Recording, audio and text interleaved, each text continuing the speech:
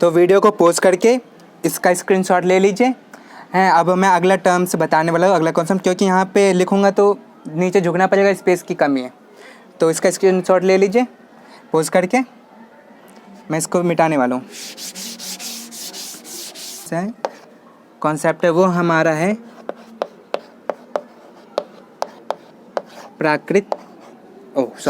पूर्णांक था संख्या था।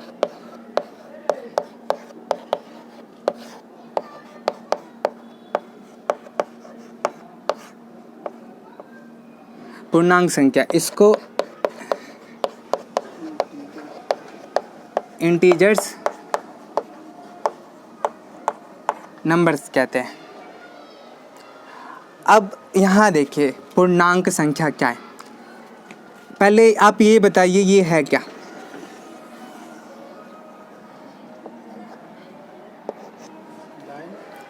यस, ये एक लाइन है। लाइन को हिंदी में क्या कहते हैं? रेखा। यह क्या है? एक रेखा है। अगर इस रेखा पे अगर मैंने यहाँ पे नंबर लिख दिया,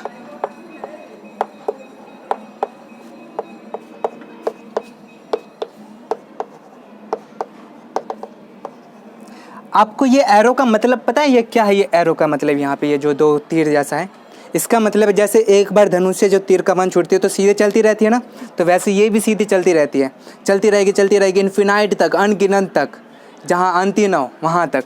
वैसे इधर से भी जैसे सूरज की किरण हो गई, सीधी चलती रहती है ना, वैसे ये भी है, सीधी चलती रहेगी दाएं से भी और बाएं से भी। तो यहाँ पे देखो मैंने इस पे नंबर लिख दिया। अब मैंने इस पे नंबर लिख दिया, इसको संख्या, इसको क्या कहेंगे? संख्या कहेंगे।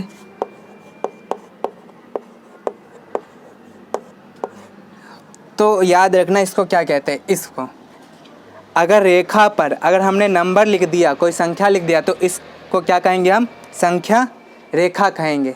क्या कहेंगे? संख्या रेखा। अब यहाँ पे देखिए ये वाली जो संख्या है, आपने ये जो पढ़ा था, ये वाला संख्या, ये कौन सी संख्या है? हमारी प्राकृतिक संख्या, जो नेचुरल नंबर जो मैंने करवाया था, जो 1 से स्टार्ट होती है, और अगर 0 ऐड हो जाए तो पूर्ण संख्या। ये वाली हो गई हमारी प्राकृतिक संख्या। और इधर से यहाँ से अगर मैं फिर से स्टार्ट करूँ, यहाँ से ऐसे, तो ये क्या हो गई? हमारी पूर्ण संख्या। अब देखो अगर मैं इधर से स्टार्ट करूं, -1, -2, -3, -4, -5, -6, इसी तरह इसका इन्फिनिटी इसका भी जाता है नेगेटिव में मतलब ऋणात्मक में। तो यहाँ पे देखिए, तो ये जो पूर्णांक संख्या है, पूर्णांक में क्या आ गया? देखो पूर्ण भी आ गया और संख्या भी आ रहा है इसमें, मतलब जिसमें प्लस वाले नंबर भी आए और नेगेटिव वाले नंबर भी आए। इसको हम ऐसे भी शो करते हैं, प्लस ऐसे भी शो कर सकते हो। अगर ये बिना है ना, यहाँ पे कोई साइन नहीं लगा, तो भी इसका मतलब है ये प्लस का ही है। और याद रखना इधर की जो संख्या होती है, इसको कहते हैं धनात्मक संख्या। इंग्लिश में कहते हैं इसको पॉजिटिव नंबर। ऐसे भी कभी कभार देखने को मिलेगा आपको शो करने को, +v, इसका मतलब है पॉजिटिव नंबर। और जो इस साइड का ये जो नंबर है, जो इधर से जा रहा है, इसको कहेंगे हम ऋणात्मक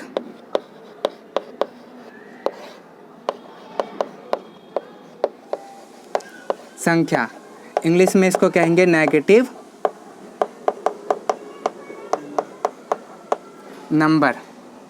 और इसको हम -ve से शो करते हैं। इसको हम किससे शो करते हैं? +v से, मतलब पॉजिटिव नंबर, और -v से मतलब नेगेटिव नंबर। तो याद रखना नेगेटिव नंबर इधर वाला होता है और पॉजिटिव नंबर इस साइड का होता है। तो ये जो संख्या ये वाली क्या है कहलाएगी, पूरी संख्या ये कहलाएगी पूर्णांक संख्या या इंटीजर नंबर। इंटीजर नंबर को किससे शो करते हैं, जेड से शो करते हैं। अगर कोई आपसे ये पूछ ले से बच्चों ये बताओ 10 और 8 इनमें से बड़ा कौन सा है, तो ऑफकोर्स आप ये कहोगे 10 बड़ा है। अगर इसमें मैंने माइनस लगा दिया, अगर मैंने इसमें दोनों तरफ माइनस लगा दिया तो अब बताओ इनमें से बड़ी संख्या कौन सी है। नहीं पता ना, जिनको पता है वो अच्छी बात है, अब जिनको नहीं पता वो ध्यान से सुने। इनमें बड़ी संख्या ये है। अब वो कैसे बताता हूँ, यहाँ पे देखिए आप है ना इस जो ग्राफ को है ना यहाँ पे अपने माइंड में सेट कर लीजिए। ऐसे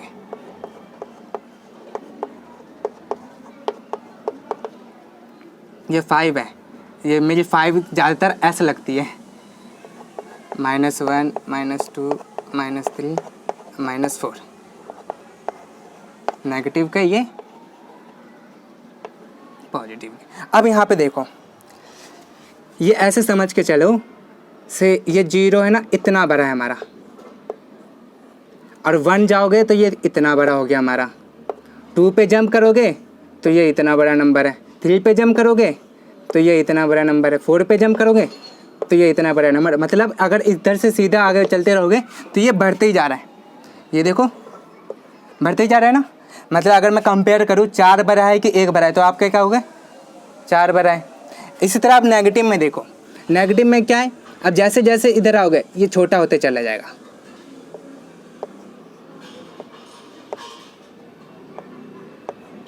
तो सोचो ये कैसे जा रहा है, ये नीचे की ओर जा रहा है।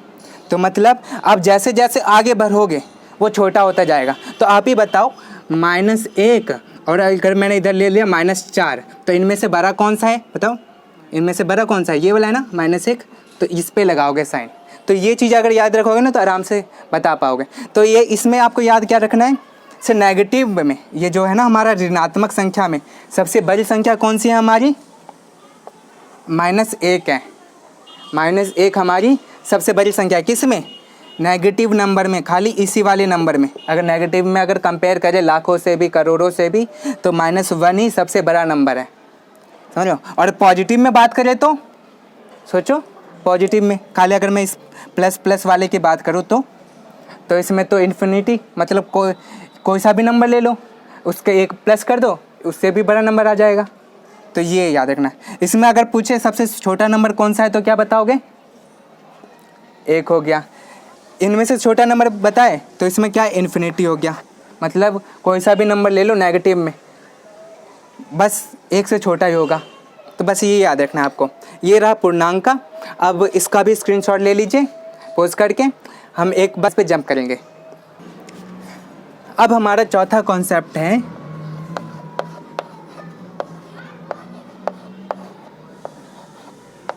परिमेय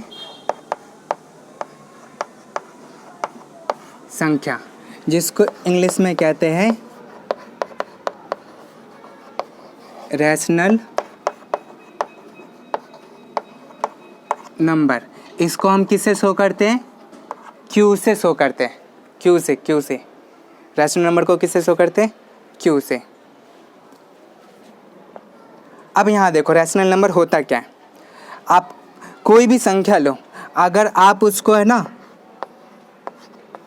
इसके रूप में निरूपित करते हो, मान लो ये 3 ये 4, मतलब P/Q के रूप में है ना इसको शो करते हो।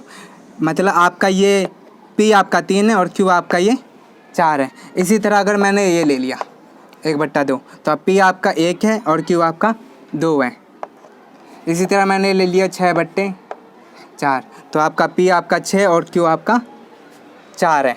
तो बस याद रखना जिसको हम P/Q के रूप में प्रेजेंट करते हैं या शो करते हैं या दिखाते हैं वो होता है हमारा परिमेय संख्या। लेकिन इसमें भी एक टर्म एंड कंडीशन होते हैं, वो क्या है, से आपका ये जो Q है ना, Q कभी 0 नहीं हो सकता।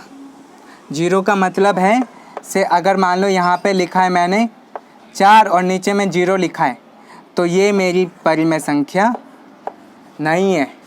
बस याद रखना क्यू हमारा जीरो नहीं होना चाहिए, इसका मतलब Q equal not zero, zero के इक्वल नहीं होना चाहिए। पी हमारा जीरो हो सकता है, पी हमारा जीरो हो सकता है। अगर मान लो मैंने यहाँ पे पी की जगह यहाँ पे मान लो जीरो ले लिया, नीचे में मान लो मैंने कुछ और नंबर ले लिया, मान लो 4 ही ले लिया या 6 ले लिया, कुछ भी ले लो, तो इसको हम परिभाषित नहीं कर सकते, इसको हम डिफाइन ही नहीं कर सकते, लेकिन इसको हम डिफाइन कर सकते हैं। इसका क्या आएगा, जीरो आएगा। याद रखना, अगर ऊपर में एक चीज़ याद रखना, से ऊपर वाले को क्या कहते हैं, अंश, यहाँ पे लिख देता हूँ, ये जो ऊपर वाला है इसको कहते हैं अंश, और नीचे वाले को कहते हैं हर, मतलब ये नोमिनेटर और ये हमारा डिनोमिनेटर। तो आपका नोमिनेटर जीरो तो हो सकता है, लेकिन डिनोमिनेटर मतलब आपका ये हर जीरो नहीं हो सकता, बस ये याद रखना है। तो नीचे आपका ये जीरो नहीं होगा, ऊपर में जीरो हो सकता है, नीचे में कोई सा भी नंबर ले। अगर ये भी हो, जीरो ऊपर में भी लिखा नीचे भी जीरो लिखा है, तो ये भी परिभाषित नहीं होगा, समझ लो, ये और ये भी परिभाषित नहीं होगा, ये दोनों, क्योंकि क्यू इक्वल नॉट जीरो होना चाहिए, क्योंकि जीरो ये नहीं, ये क्यों हमारे यहाँ पे जीरो होना ही नहीं चाहिए, कोई दूसरा नंबर डाल दो पर जीरो नहीं होना चाहिए। तो अब यहाँ पे ये गौर करोगे, अगर मान लो ये मैंने यहाँ पे माइनस ले लिया, यहाँ पे नीचे में माइनस ले लिया, या मान लो मैंने ऊपर दोनों में माइनस ले, क्या ये तभी ये परिमेय संख्या रहेगी? यस, ये तभी भी परिमेय संख्या रहेगी। अब यहाँ पे गौर करने वाली है, इसमें -3, -1, -4, ये तो हमने पूर्णांक में सीखा था, से पूर्णांक पे हमने बताया था ना आपको, से इधर वाले नंबर नेगेटिव में होते हैं और इधर वाले नंबर पॉजिटिव में लिखते हैं। तो यहाँ पे हमें एक चीज़ देखने को मिलता है, से यहाँ पे जितने भी नंबर हैं वो नेगेटिव भी है और पॉजिटिव भी है, मतलब ऋणात्मक भी है धनात्मक भी है। तो ये ऋणात्मक धनात्मक पूरा अगर इन दो सबको ज्वाइन करो तो क्या बनता है हमारा, पूर्णांक संख्या। तो यहाँ पे हम ये कहेंगे से ये जो P हमारा है और ये जो Q हमारा, ये क्या है, पूर्णांक संख्या है। तो इसकी डेफिनेशन भी आती है लिखा हुआ, से P Q एक परिमेय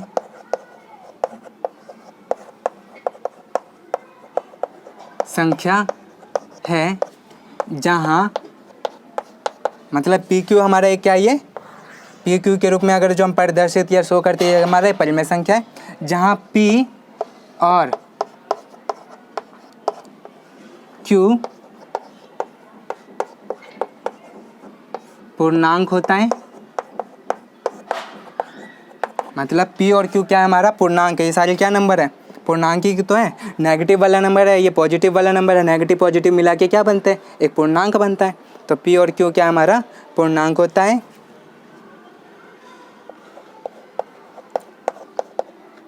और जहाँ Q इक्वल नॉट जीरो होता है, जहाँ पे हमारा Q जीरो नहीं हो सकता, P हमारा जीरो हो सकता है। चलो एक और पूछते हैं आपसे सवाल।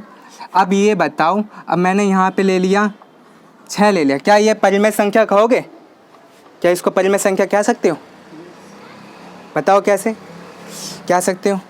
यस, इसको हम कह सकते हैं, कैसे, क्योंकि इसको हम P Q के रूप में निरूपित कर सकते हैं, P और Q के रूप में निरूपित कर सकते हो। कैसे, देखो, क्योंकि यहाँ पे देखो ये लग भी नहीं रहा P और Q के रूप में, क्योंकि यहाँ पे बट्टे में तो लिखा नहीं, पर याद रखना अगर नीचे में 1 डाल दूँ ना तो ये बन गया परिमेय संख्या। कोई सी भी संख्या ले लो, चाहे 100 ले लो, 1000 ले लो या 101 ले लो, उसके नीचे अगर 1 डालोगे तो ये परिमेय संख्या हो गया। ये चीज़ याद रखना, से अगर कोई भी नीचे में मतलब हमारे हर में डिनोमिनेटर में अगर 1 आ जाए तो ऊपर का नंबर ही लिखा जाता है यहाँ पे। अगर आपको सीधा ये कह दिया जाए से बताओ से 602 या ये सारे जो 6026 ये क्या परिमेय संख्या है, तो यस कहोगे, हाँ ये परिमेय संख्या है। तो कहोगे क्यों, क्योंकि अगर इसको हम परिमेय संख्या क्या होता है, जिसको हम P बटे Q के रूप में निरूपित करते हैं, तो इसको भी हम क्या कर देंगे, 1 लिख देंगे, तो ये बन गया हमारा परिमेय संख्या। तो इस तरह से ये हमारे 4 कॉन्सेप्ट ख़त्म हुए। तो अगले वीडियो में हम आपको एक्सरसाइज बताएंगे, और अगर अब आपको हमारा ये वीडियो देख के समझ में आया है तो कुछ, तो please like and share and subscribe कर दीजिए। अगर कोई भी क्वेश्चन या कोई डाउट है किसी भी अगले चैप्टर से रिलेटेड या इसमें, तो आप है ना हमें कमेंट बॉक्स में क्वेश्चन लिख के सेंड कर सकते हैं, हम उसका सॉल्यूशन ज़रूर बताएंगे। Thank you.